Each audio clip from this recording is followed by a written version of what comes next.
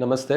ನಾನು doctor Ravindra BS, director gastroenterology, hepatology, Meenakshi institute of gastroenterology, Bannerughatta road ಹಾಗೂ ಫೋರ್ಟಿಸ್ ಆಸ್ಪತ್ರೆ, ಬನ್ನೇರುಘಟ್ಟ ರೋಡ್.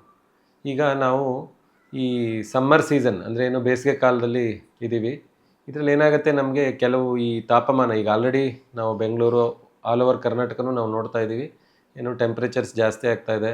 ಅದರಿಂದಾಗಿ ಏನಾಗುತ್ತೆ, ನಮ್ಗೆ ಯೂಶ್ವಲಾಗಿ ಕಾಮನ್ ಆಗಿ ಈ ಟೈಮ್ನಲ್ಲಿ ಡಿಹೈಡ್ರೇಷನ್ ಅಂದರೆ ನಮ್ಮ ಬಾಡಿನಲ್ಲಿ ನೀರಿನ ಅಂಶ ಕಡಿಮೆ ಆಗುತ್ತೆ. ನೀರಿನ ಅಂಶ ಕಡಿಮೆ ಆಗೋದ್ರಿಂದ ನಮಗೇನಾಗುತ್ತೆ, ಒಂದು ಸುಸ್ತಾಗುವಂಥದ್ದು, ಆಮೇಲೆ ಟಯರ್ಡ್ನೆಸ್ ಬರ್ತಕ್ಕಂಥದ್ದು, ಬಾಡಿ ಪೇಯ್ನ್ ಬರ್ತಕ್ಕಂಥದ್ದು. ಆಮೇಲೆ ಈ ಸೀಸನಲ್ಲಿ ಯೂಶ್ವಲಾಗಿ ನಮಗೆ ಫುಡ್ ಪಾಯ್ಸನಿಂಗ್ಸು ಜಾಸ್ತಿ ಆಗುತ್ತೆ. ಅಂದರೆ ನಮಗೆ ಭೇದಿ ಆಗುವಂಥದ್ದು, ಲೂಸ್ ಮೋಷನ್ ಆಗುವಂಥದ್ದು ಒಂದು. ಆಮೇಲೆ ಇದೇ ಟೈಮ್ನಲ್ಲೇ ನಮಗೆ ನಾವು ಆಹಾರ ಯೂಶ್ವಲಾಗಿ ಏನು ಮಾಡ್ತೀವಿ, ನಾವು ಹೊರಗಡೆ ಸೇವನೆ ಮಾಡ್ತೀವಿ. ಅದರಿಂದಾಗಿ ಏನಾಗುತ್ತೆ, ನಮಗೆ ಈ ಲಿವರ್ ಸಮಸ್ಯೆ ಕಾಯಿಲೆಗಳು ಕಾಣುತ್ತೆ. ಎಸ್ಪೆಷಲಿ ಹೆಪಟೈಟಿಸ್ A ಮತ್ತು ಹೆಪಟೈಟಿಸ್ E ಅಂತ ಹೇಳ್ತೀವಿ. ಆ ಥರ ಕಾಯಿಲೆಗಳು ಈ ಬೇಸಿಗೆ ಕಾಲದಲ್ಲಿ ನಮ್ಗೆ ಕಾಣ್ತಕ್ಕಂಥ ಕಾಮನ್ ಪ್ರಾಬ್ಲಮ್ಸ್ಗಳಾಗಿರುತ್ತೆ. ಏನು ಮೊದಲನೇದು ಡಿಹೈಡ್ರೇಷನ್ನು, ಲೂಸ್ ಮೋಷನ್ನು, ಆಮೇಲೆ ಈ ಲಿವರ್ ಸಂಬಂಧ ಸಮಸ್ಯೆಗಳು. ಇದು ನಾವು ಸಾಮಾನ್ಯವಾಗಿ ಈ ಗ್ಯಾಸ್ಟ್ರೋ ರಿಲೇಟೆಡ್ ಪ್ರಾಬ್ಲಮ್ಗಳು ನಾವು ನೋಡ್ತೀವಿ. ಆಮೇಲೆ ಈ ಟೈಮ್ನಲ್ಲಿ ಈ ಬೇಸಿಗೆ ಇದರಿಂದಾಗಿ ಏನು ಮಾಡ್ತಾರೆ, ಒಂದು ತಂಪು ಪಾನೀಯಗಳನ್ನ ತೊಗೋತಾರೆ, ಅದು ಒಂದು. ಆಮೇಲೆ ಕೆಲವರು ಈ ಆಲ್ಕೋಹಾಲ್ ತೊಗೊಳ್ಳೋರು ಈ ಚಿಲ್ಡ್ ಬಿಯರ್ಸು ಈ ಥರದನ್ನು ಯೂಸ್ ಮಾಡ್ತಾರೆ, ಅದು ಎರಡನೇದು. ಆಮೇಲೆ ಮೂರನೇದು ಪ್ಯಾಕ್ಡ್ ಜ್ಯೂಸಸ್ನ ತೊಗೊಳ್ಳೋದು. ಇದನ್ನು ಭಾಳ ಕನ್ಸ್ಯೂಮ್ ಮಾಡೋದಕ್ಕೆ ಶುರು ಮಾಡ್ತಾರೆ.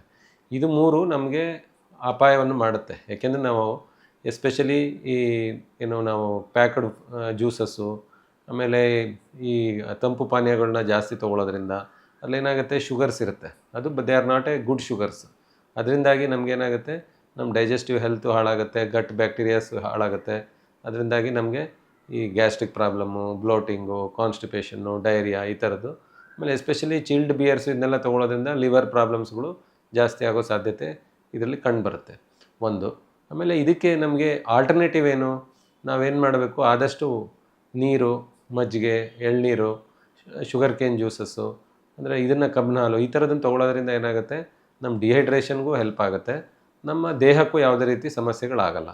ಯಾಕೆಂದರೆ ಈ ಎಲ್ಲ ಒಂದು ಮಜ್ಜಿಗೆ ಆಗಲಿ, ಎಳ್ನೀರಾಗಲಿ ಅಥವಾ ಶುಗರ್ ಕೇನ್ ಜ್ಯೂಸ್ ಆಗಲಿ, ಇದರಿಂದ ಏನಾಗುತ್ತೆ, ನಮಗೆ ಒಳ್ಳೆ ಶುಗರ್ಸು ಸಿಗುತ್ತೆ ನಮಗೆ, ಮತ್ತು ನಮ್ಮ ಗಟ್ ಬ್ಯಾಕ್ಟೀರಿಯಾಸು ಇಂಪ್ರೂವ್ ಆಗುತ್ತೆ.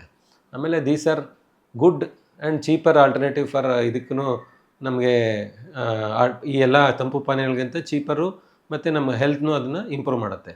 ಅದರಿಂದ ವೀಕ್ಷಕರು ಏನು ಗಮನಿಸಬೇಕು ಅಂದರೆ, ಈ ಸಮ್ಮರ್ ಸೀಸನಲ್ಲಿ ನಾವು ಯಾವ ರೀತಿ ಇರಬೇಕು ಅಂತಂದರೆ, ಒಂದು ಬೆಳಗ್ಗೆ ಎದ್ದ ಕೂಡಲೇ ಎಲ್ಲರೂ ಎಕ್ಸೆಪ್ಟ್ ಈ ಹಾರ್ಟ್ ಪೇಷಂಟ್ಸು, ಕಿಡ್ನಿ ಪೇಷಂಟ್ಸ್ ಬಿಟ್ಟು ಮಿಕ್ಕಿದ್ದವರೆಲ್ಲರೂ ಅಟ್ಲೀಸ್ಟ್ 1 ಲೀಟ್ರ್ ಆದ್ರೂ ಎದ್ದ ಕೂಡಲೇ ಉಗುರು ಬಚ್ಚಿ ನೀರು ಕುಡಿಬೇಕು. ಅದರಿಂದ ಏನಾಗುತ್ತೆ, ಹೋಲ್ ಡೇಗೆ ನಮ್ಗೆ ಆಗೋವಂಥ ಡಿಹೈಡ್ರೇಷನ್ನ ಕಡಿಮೆ ಮಾಡುತ್ತೆ.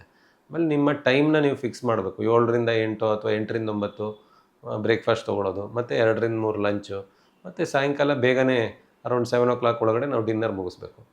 ಈ ಮಧ್ಯದ ಗ್ಯಾಪಲ್ಲಿ ಅಂದರೆ 8ರಿಂದ 2 ಎಕ್ಸಾಂಪಲ್ಲು, ಆವಾಗ ಮಜ್ಜಿಗೆ ಕುಡಿಬೋದು, ಎಳ್ನೀರು ಕುಡಿಬೋದು, ಅಥವಾ ನೀವು ಶುಗರ್ ಕೇನ್ ಜ್ಯೂಸ್ ಕುಡಿಬೋದು. ಮತ್ತು ಇನ್ ಬಿಟ್ವೀನ್ ಮತ್ತು 2 to 8 ಅಲ್ಲೂ ಮಜ್ಜಿಗೆ, ಎಳ್ನೀರು, ಶುಗರ್ ಕೇನ್ ಜ್ಯೂಸು ಈ ಥರ ತೊಗೋಬೋದು.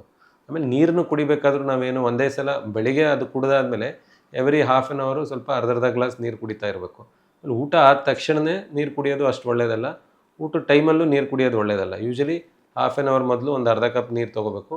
ಊಟ ಆಗಿ 1 hour ಆದಮೇಲೆ ನಾವು ನೀರು ತೊಗೋಬೋದು. ಆಮೇಲೆ ಒಂದೇ ಸಲ 1 ಲೀಟರ್ ನೀರು ಕುಡಿಯೋದು ತಪ್ಪು. ಯೂಶ್ವಲಾಗಿ ಎವ್ರಿ ಹಾಫ್ ಆನ್ ಅವರ್ ಅರ್ಧ ಗ್ಲಾಸ್ ನೀರು ತೊಗೊಳ್ಳೋದು ಒಳ್ಳೆಯ ಒಂದು ಹ್ಯಾಬಿಟ್, ಅದನ್ನು ನಾವು ಫಾಲೋ ಮಾಡಬೇಕು.